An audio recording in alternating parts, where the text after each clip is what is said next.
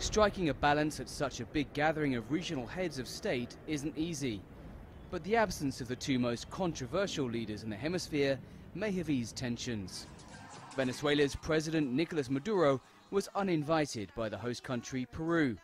And this week, US President Donald Trump cancelled his first official trip to Latin America. White House aides said Trump bowed out to monitor the crisis in Syria, and Vice President Mike Pence will take his place. It came just a week after the US had urged its southern neighbors to put it first on trade. That and the ongoing trade conflict between the US and China could be a point of discord, said China's ambassador to Peru. I think that this issue must be analyzed from 2 points of view, the micro and the macro.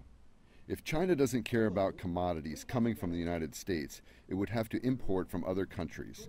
And so, disputes between China and the United States bring possibilities for Latin American countries. However, from the macro point of view, the essence of the disputes between the first and second largest economies of the world consists of complying or not with international rules for multilateral commerce. If some damage has been caused to a multilateral mechanism, it will affect all the interests throughout the world.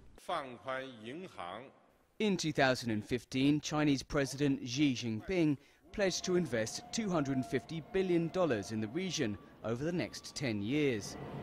It's no surprise that Latin American leaders are embracing relations with China, says one analyst at Lima's Pacific University. I don't think it's the role of the United States to try and tell Latin America what it should and shouldn't do in trade policy, especially when the United States is experimenting this reversal in terms of its support for free trade around the world. There may be more opportunities for us due to the tensions between the US and China, but everything indicates that those tensions are going to be reduced because of the actions of China. This summit will also focus on issues closer to home, such as the region's biggest ever corruption scandal, which is toppling politicians and business tycoons alike. A criminal investigation shows Brazilian firm Odebrecht paid out hundreds of millions of dollars in bribes throughout the region. Last month, Peru appointed a new president after Pedro Pablo Kuczynski abruptly resigned over graft allegations. Across the region, citizens have had enough of the scandals, but the culture of corruption has left its mark on this sprawling city. Overlooking the Bay of Lima, for many, this statue is a monument to graft. Rather than a symbol of faith, this copy of Brazil's iconic Corcovado statue has become known as the Christ of corruption.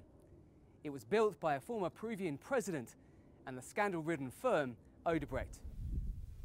The summit could be a chance for the assembled leaders to think on their sins.